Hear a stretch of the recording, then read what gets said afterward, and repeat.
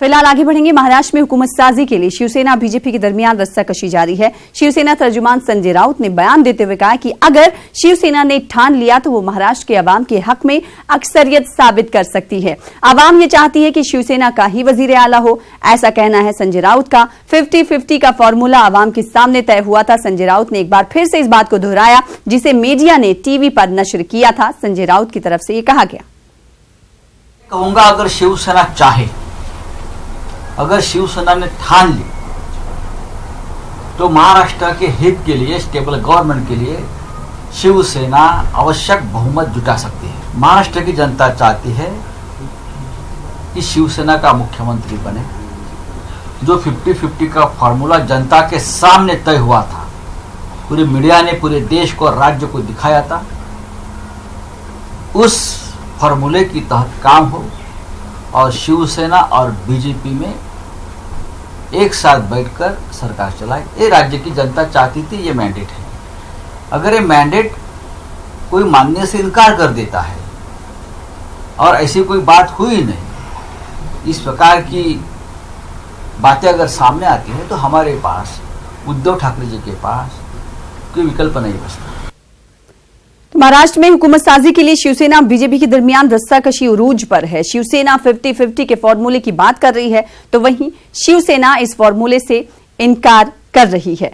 वहीं रामदास अठावले ने बीजेपी की हिमायत करते हुए कहा कि संजय राउत के हवाले से कहा कि शरद पवार से मुलाकात को भी लेकर कयास आराइयों का बाजार गर्म है। वहीं महाराष्ट्र कांग्रेस के इंचार्ज व जनरल सेक्रेटरी मल्लिकार्जुन खड़गे ने भी साफ कर दिया है कि कांग्रेस ऐवान में मजबूत अपोजिशन का किरदार अदा करेगी। अब शिवसेना के लिए मुश्किल होता जा रहा है कि वो बड़े भाई का साथ छोड़ती है या फिर एनसीपी और कांग्रेस की बैसाखी का सहारा लेती है। लेकिन इख्तिदार के लिए सियासी पार्टियों का रुख कब किधर बदल जाए, इससे मुताल्लिक कुछ कहना कब्ल अज वक्त होगा।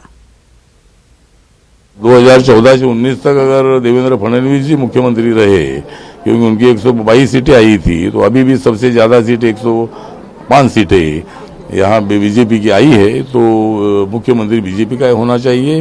लेकिन सत्ता में अच्छी भागीदारी शिवसेना को देनी चाहिए, ऐसा हमारा कहना है। सर, 2.5 साल के लिए चीफ मिनिस्टर बनाओ, कोई कहते हैं मैं 5 साल के रहता हूँ, तो अब उनका चल रहा है और हमको तो जनादेश ये है कि तुम विरोध पक्ष में बैठ के जनता का काम करो। हम वो काम करते रहेंगे।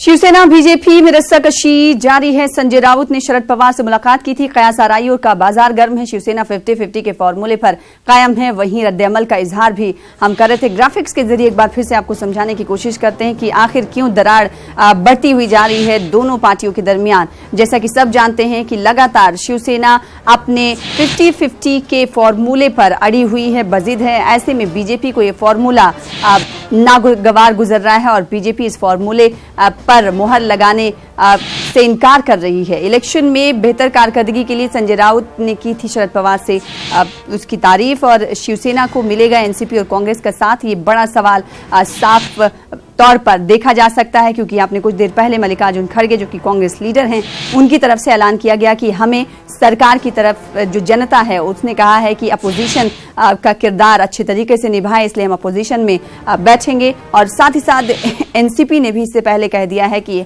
हम शिवसेना के साथ नहीं जा सकते। ऐसा इशारा सबसे पहले शरद पवार की तरफ से कहा गया था। लेकिन बार बार संजय राउत की तरफ से निशाना साधा जा रहा है बीजेपी पर। एक बार फिर से आपको बता दें कि संजय राउत ने बड़ा बयान दिया और बड़ा बयान देने के बाद ट्विटर का भी उन्होंने सहारा लिया है। तो शिवसेना और बीजेपी के दरमियान इख्तियार को लेकर तलखी जो है वो बढ़ती हुई जा रही है।